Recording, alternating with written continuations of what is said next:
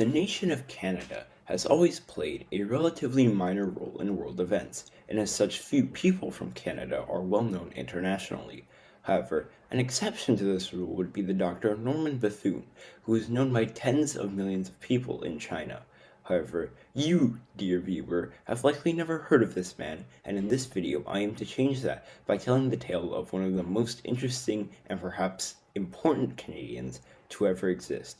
It is a tale of action, of sacrifice, and of heroism in trying times, and of how one seemingly normal man can live a full life while doing some of the hardest things.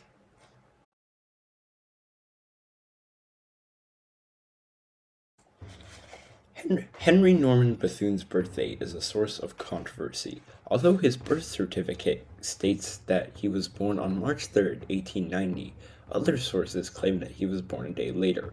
Nevertheless, he was born into a Scottish Presbyterian family of relatively good means.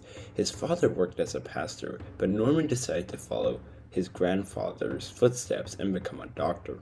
To that end, he started attending the University of Toronto in 1909, but he would face some hurdles before getting his degree. Firstly, he spent a year working in a frontier lumber camp as a teacher for the Reading Camp Association, which taught people who were working on the frontier. Secondly, the outbreak of World War I meant that Bethune decided to join the Canadian Army's Medical Corps. He worked at this job until 1915, when he was wounded by shrapnel at Ypres and thus sent back to Canada to recover. He finally obtained his degree in 1916.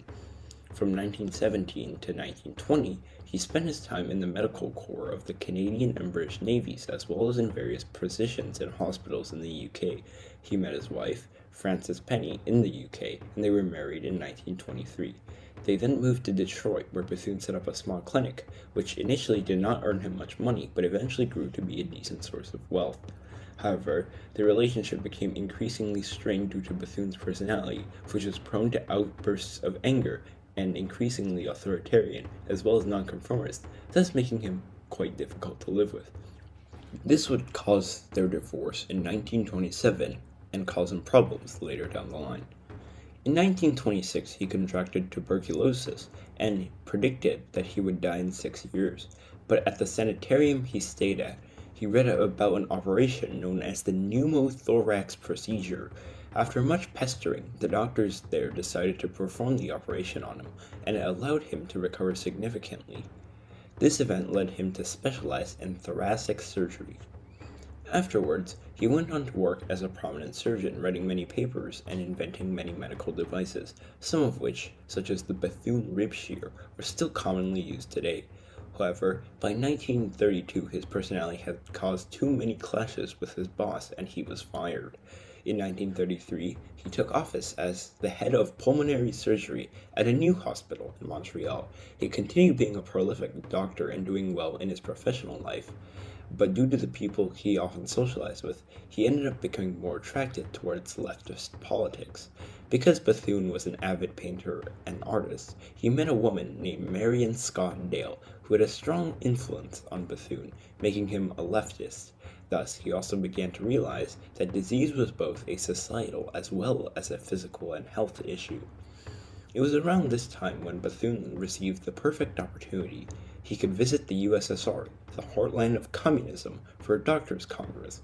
He approved in Soviet medicinal methods, and once he returned, he became a card-carrying communist of the Communist Party of Canada. Soon after, he organized an affinity group of people in his profession. Together, they created a plan which they believed would improve healthcare across Canada. However, this plan failed to gain much traction from either the government, people, or medical establishment, and due to this failure, Bethune became disillusioned with the Canadian government and establishment. This, combined with his politics, compelled him to volunteer to aid the Republicans in the Spanish Civil War.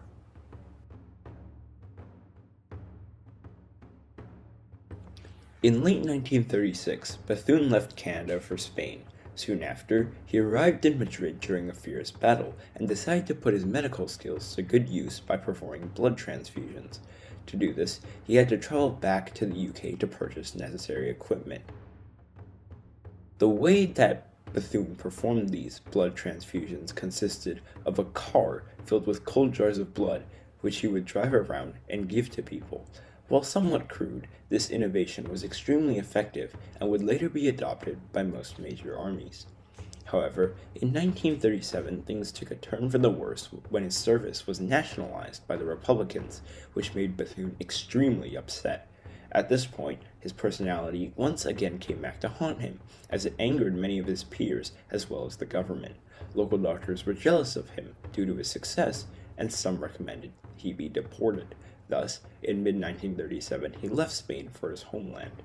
He was received well at home, but he still longed for action, which he found in the Second Sino-Japanese War. Thus, in January of the following year, Bethune and a small team traveled to China. Arriving in Wuhan soon after, he then went to Yan'an to aid the communists of the 8th Route Army. In late March, after reaching Yan'an, he met with Mao Zedong, the future leader of the People's Republic of China.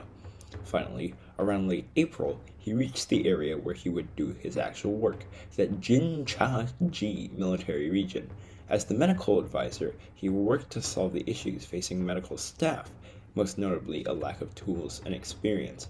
During his time in the region, he worked tirelessly and continued to invent many tools which aided in his work. In late 1938, he taught a course to other doctors of the 8th Route Army to share his knowledge and improve overall efficiency of medical units. In September, a hospital was set up as a training center because of Bethune's work, but it was rapidly destroyed by the Japanese. Afterwards, he shifted to becoming more of a field medic, working close to the front with the recently wounded. In this role, he continued to conduct blood transfusions, as he had done in Spain, but without motorized aid. During this time, he also continued to train other doctors, writing many influential textbooks on combat medicine. By August, his health had deteriorated significantly, but he continued to work around the clock saving lives. In doing so, he earned the respect of both the soldiers which he fought alongside and the medical staff he worked with. He became beloved by the men, and many were more willing to fight, knowing that if they were wounded, they had Bethune to heal them. Unfortunately, in October, Bethune accidentally cut his finger while operating, and the wound was infected a few days later. Due to the intensity of his work, his physical state was poor, and his body could not fight the infection. He died on October 12, 1938. His loss caused much sadness among the 8th Route Army, and multiple ceremonies were held for him.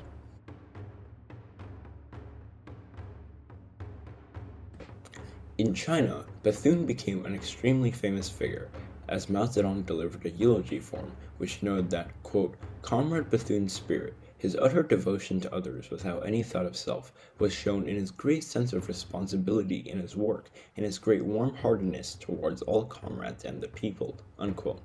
This work would later be considered one of Mao Zedong's 3 old articles, some of his most influential works, alongside Serve the People and The Foolish Man Who Removed the Mountains. As such, it would be read by hundreds of millions of Chinese people, even making its way into school textbooks. Although the reputation that the eulogy gave him was certainly deserved, it is still important to consider that Mao's words were also propaganda and thus idealized him in certain ways. Today, Bethune continues to be the most well-known of Canadian historical figures in China. Many universities and hospitals, especially in the areas where he served, are named after him. He is also one of only a handful of internationals who has statues of them in China. In Spain, he was relatively unknown due to the victory of the Francoist regime at the end of the Spanish Civil War. However, once the regime fell in 1975, his contributions came more to light, and in 2006, the Walk of Canadians in the city of Malaga was opened in his honor. In Canada, he remained relatively unknown until the 1970s, when Canada normalized relations with the PRC.